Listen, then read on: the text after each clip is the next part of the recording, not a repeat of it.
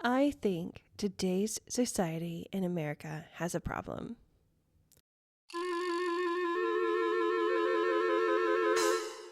When it comes to the end of one year and the start of another, I think we're doing things just plain wrong.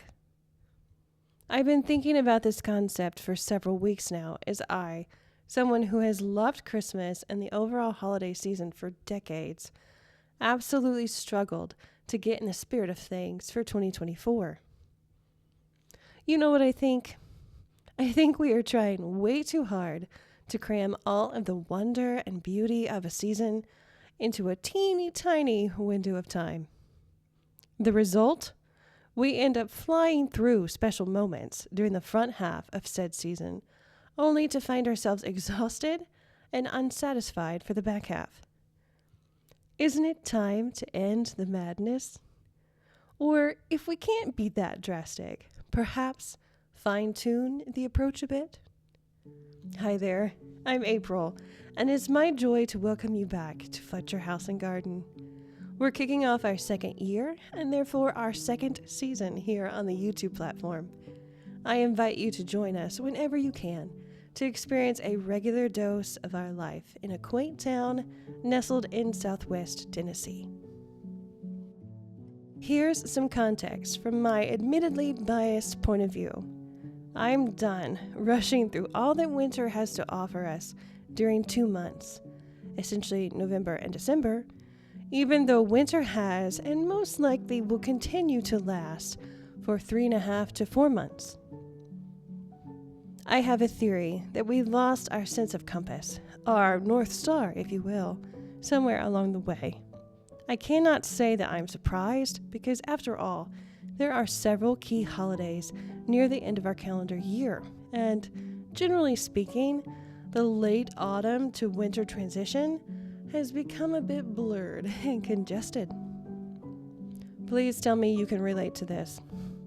It is rare to have a free weekend in those final months because of family events, arrangements with friends, travel needs, miscellaneous parties or banquets, prep for incoming guests.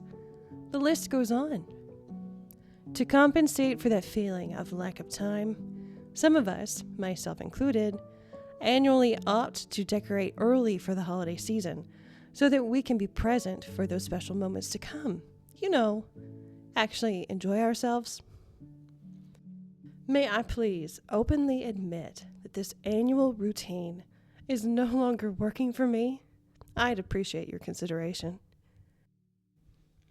And is it really any wonder that January gets such a bad rap?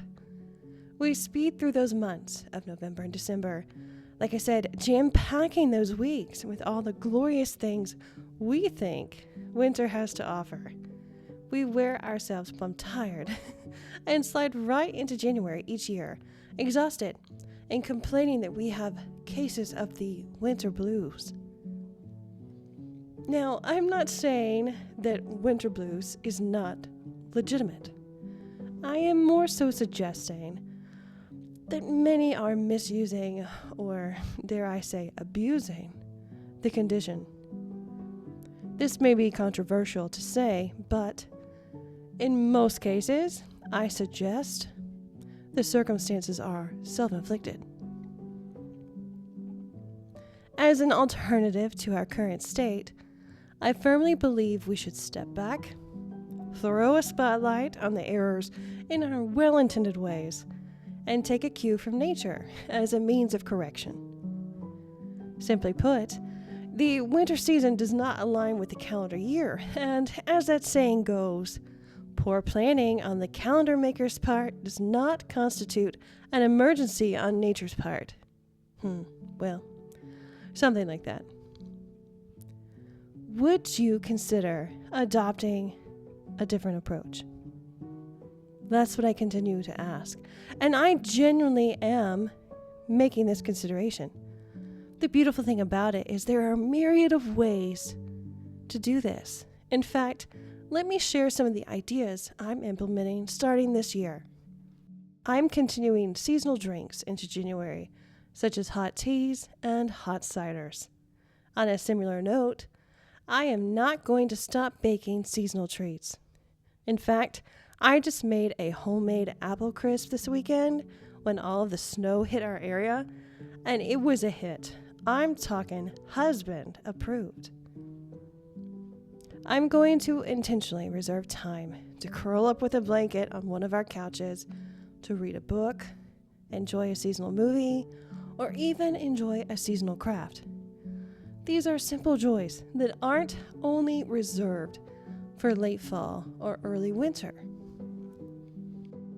I'm going to set any resolutions or new habits for each year based on seasonal relevance.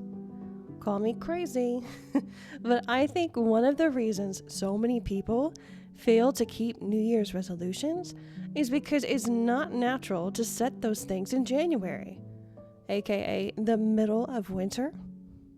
Instead, I'm opting to approach these goals in March, which is when the spring season really starts to kick off in our area. Set new goals when a new season commences. Get it? And speaking of spring, I'm not going to attempt to rush into spring. Time is a terrible thing to waste, after all, and once it's gone, it is gone. Plus, my maternal grandmother always had a few things to say about rushing the season. And even though she's long ago left for heaven, I'd still prefer to stay in Mama's good graces. I'm going to continue to research the winter season as it relates to nature, so I can understand how else to apply what's happening outside to my own life's rhythm.